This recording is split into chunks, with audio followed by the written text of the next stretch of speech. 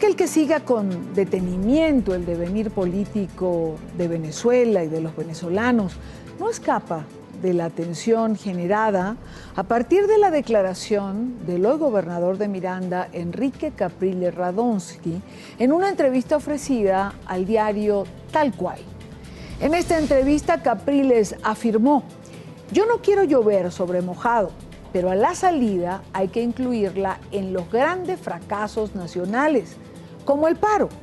Le dio narrativa al gobierno por un año y todavía, de haber asumido ese camino, no habríamos tenido el triunfo del 6D. Las respuestas a tales declaraciones no se hicieron esperar. Recordemos que la salida unificó a Leopoldo López, hoy preso político en Ramo Verde, al alcalde Antonio Ledesma, hoy con casa por cárcel, y a María Corina Machado con prohibición de salida del país. Este movimiento pedía la salida de Maduro ante la crisis venezolana. De allí se originaron el 12 de febrero de 2014 una serie de protestas que a su vez trajeron consigo la mayor represión por parte del gobierno de Maduro. Más de 3.000 detenidos, de los cuales hoy aún permanecen 75 venezolanos tras las rejas. Tortura y violación a los derechos humanos han sido denunciados en diversos organismos alrededor del mundo.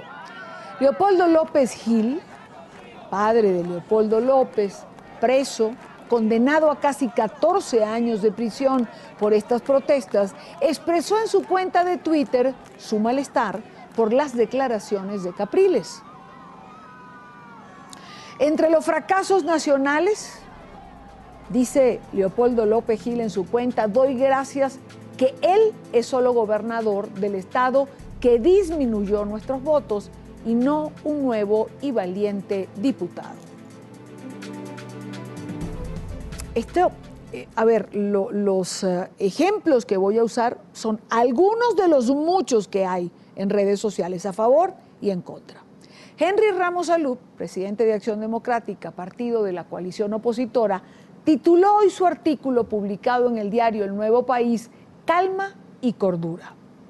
Sale al paso a las versiones que, según él, malintencionadamente quieren dividir a la unidad democrática y asegura que los acuerdos suscritos y ratificados por la MUD siguen vigentes y serán honrados. Dice textualmente, entre otras cosas, aludo a esto para salirle al paso a comentarios insidiosos que pretenden dividirnos en grupos antagónicos, contendiendo para imponer cada cual sus prioridades. Por su parte, Mixi Capriles de Ledesma, esposa del alcalde metropolitano Antonio Ledesma, quien, como dije anteriormente, se encuentra en prisión domiciliaria, afirmó en su cuenta de Twitter: "Lo peor es hacer de la oposición una lavadora de trapos sucios. Si quieren pelear, háganlo por liberar presos políticos". En otro tuit dice: "¿Quieren hablar de la salida? Pues luchen para que salgamos en libertad los presos políticos y vuelvan de su destierro los exiliados".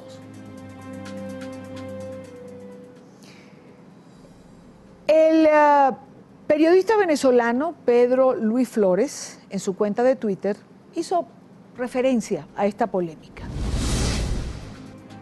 A los salidistas y a los caprilistas, ¿qué es lo que no entienden de que aún no es momento de ponerse a pelear? El enemigo está al frente. La escritora, periodista, analista político venezolana Milagros Socorro también se pronunció el día de hoy en relación a esta polémica y escogimos uno de sus varios tweets. Este dice: "Todos los miembros de la unidad han hecho grandes gestos, enormes tributos de madurez, pero el país les pide más, que sean inmensos". El día de ayer tocamos en nuestra entrevista con Andrés Velázquez, diputado reelecto, después de hablar de varias cosas, tocamos este tema Y él aseguraba que la oposición, con la elección de 112 diputados, solo ha dado el primer paso.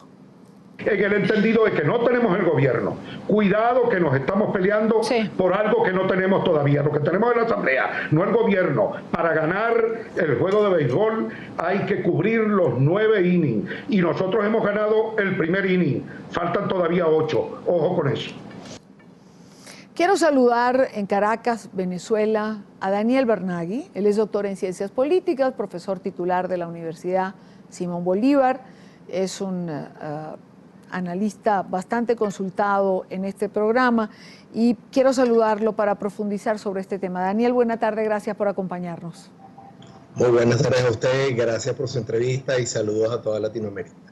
Daniel, yo quiero referirme o comenzar por el tuit de Milagro Socorro y preguntar, ¿puede la dirigencia venezolana ser inmensa ante la circunstancia por la que Venezuela atraviesa en este momento? Yo creo que es un momento interesante porque pareciera que el más grande ejemplo de inmensidad de los últimos tiempos lo dio el pueblo venezolano. Normalmente los pueblos siguen a los líderes, pero yo creo que es el momento en que los líderes sigan al pueblo. Creo que la manifestación de los venezolanos en la reciente consulta electoral del 6 de diciembre fue simplemente extraordinaria desde todos los puntos de vista posibles de ser analizados. Ojalá que los distintos líderes hayan entendido el mensaje que el pueblo venezolano les está mandando a ellos, es decir, a los líderes de la oposición, por supuesto al gobierno, pero sobre todo a esos líderes que pretenden enarbolar el futuro. El pueblo venezolano, nosotros lo que queremos es paz, es unidad, es trabajo, es libertad, es democracia. La democracia permite los disensos, pero no permite las peleas personalistas. Simplemente el punto del personalismo está totalmente desfasado de la historia política venezolana, que nos ha dejado una herencia de 16 años de tragedias sociales, económicas, políticas, jurídicas, legales. Entonces, de alguna manera, las reacciones que tienen todos estos connotados políticos y periodistas que usted bien mencionó, tienen que ver con eso, con el temor que tiene el pueblo venezolano de que el mensaje no le haya quedado claro a los líderes. O sea, ese comentario de Enrique Capriles, que por supuesto en democracia los disensos, insisto, son permisibles, denota una serie de características y cualidades que están muy lejos de estar a gusto con los tonos y con los tiempos que estamos viviendo en el país. Ahora, uno tendría que preguntar, Daniel, a lo largo de estos años, 17 años, ¿qué no ha quedado claro para la oposición venezolana? Es decir, los triunfos electorales, los triunfos de la oposición como colectivo frente al gobierno revolucionario de Venezuela han sido posibles solo en aquellos momentos en que la unidad ha sido una realidad. Y cuando uno ve lo que se dice o lo que se comenta, uno pregunta, ¿qué parte no quedó clara? Es decir, ¿por qué es tan difícil la lección que señala que solo una oposición unida podrá ser un frente alternativo frente a la revolución bolivariana? Fíjese, yo creo que la política no es como la física, la química o la matemática, que es exacta. La política pertenece a las ciencias sociales y las ciencias sociales son exactamente eso, son sociales, son subjetivas. Y obviamente los constructores de la política de todos los días pudieran tener distintas perspectivas de cómo resolver un asunto. Pero ahí estriba el punto. Resolver el asunto consiste en cuando ya se tiene el poder para poderlo resolver. Es decir, que antes de estar en una posición real de poder, cualquier disolución de esa unidad, cualquier fragmentación, lo único que hace es alejar a esos líderes independientemente de la perspectiva de la posibilidad real de resolver un problema. Una vez que se está en el poder, hay que discutir la mejor forma de abordar un asunto social, porque obviamente hay muchas perspectivas. Pero cantar una posición adelantada o ser triunfalista con respecto a gracias a mí se logró tal cosa o desafortunadamente por culpa del otro no se logró otra cosa, es alejarnos del ejercicio de poder. Y es muy importante entender que la Asamblea Nacional podría tener la potestad de hacer un referéndum revocatorio presidencial. Y entonces tendríamos probablemente en el año 2016 3 elecciones nacionales. La de gobernadores, que ya está pautada, una de referéndum y una que no hay que descartar que pudiera ser presidencial. Es una torpeza política tratar de arrojar una posición adelantada cuando, muy bien lo dijo en su entrevista Andrés Velázquez con usted, se necesitan de mucho más que uno para poder declararse ganador. Y aquí no se está compitiendo contra cualquier poder, sino ya sabemos cómo ha actuado el gobierno todos estos años.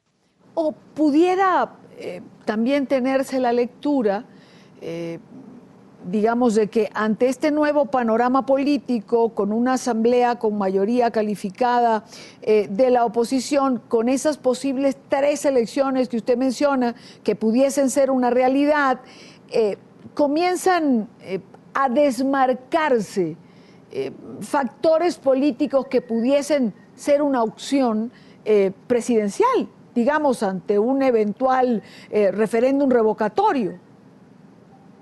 Sí, yo ahí es donde tengo mis grandes reservas, temores y mi cautela, porque pareciera que estos líderes, algunos de los líderes políticos, no entienden que en la cultura política del venezolano, en la cual estamos viviendo en este momento, la figura del personalismo político ha quedado desterrada. Entonces, ir a una elección, a cualquiera que sea, de manera fragmentada, y usted también lo señaló hace unos pocos minutos, en los últimos años, los éxitos que ha tenido la oposición venezolana es cuando ha ido unida a procesos electorales que son procesos democráticos en sí mismos, no solo como mecanismo electoral, sino como generación de voluntad política de una población. Entonces, a mí me preocupa mucho que en este momento que esa asamblea no ha asumido el poder, que, como dicen por ahí, los rusos también juegan, es decir, que el gobierno está haciendo sus planes para contrapesar esos 112 diputados, vengan algunos personajes políticos muy importantes y relevantes en la historia reciente de los venezolanos a decir qué cosas fueron buenas o qué cosas fueron malas, cuando en realidad lo que está lanzando son unos ataques bastante directos a otros voceros políticos que, independientemente que tengan o no mucha simpatía en la población, no es el momento para desmarcarse de la unidad. Este es el momento donde, de hecho, justo cuando está por amanecer es cuando más oscuro se pone el cielo. Este es el momento donde la unidad tiene que reinar por encima de cualquier aspiración individual que pudiera tener los actores políticos. Ojalá que ellos entiendan que nosotros como pueblo se la vamos a cobrar a quienes se desmarquen de esa línea unitaria y de esa línea de buscar rescatar la democracia como sistema político y no buscar colocar una banda presidencial. Nadie está en ese espíritu en este momento. Es decir, Daniel, no se ha posicionado la nueva Asamblea Nacional. El gobierno no oculta su deseo, su pretensión de impugnar algunos candidatos, algunas votaciones en lugares particulares, a entender de los analistas políticos, para tumbar la mayoría calificada. Aún no se sabe cómo va a ejercer la Asamblea Nacional, dado que se ha nombrado un parlamento comunal, se le han dado la mitad en las instalaciones del Congreso. Todavía está por estructurarse cómo va a ser el juego político de aquí en adelante. ¿Cómo? Es decir, solamente una unidad cohesionada puede afrontar lo que venga por delante, que no es, a decir de muchos, un camino lleno de rosas. Fíjese, tan de acuerdo estoy con usted, que hoy 27 de diciembre, los 5 poderes que están definidos en la Constitución están en manos del oficialismo, que tiene reinando, y lo pongo entre comillas y lo subrayo, en el país, casi 17 años. Mal podría pensarse que porque en una elección resultamos victoriosos y muy victoriosos y fue una gesta extraordinaria, sencillamente ya cambió el país, sencillamente el chavismo desapareció, el madurismo dejó de jugar, o que el gobierno entró en una profunda depresión y entrega los otros 4 poderes.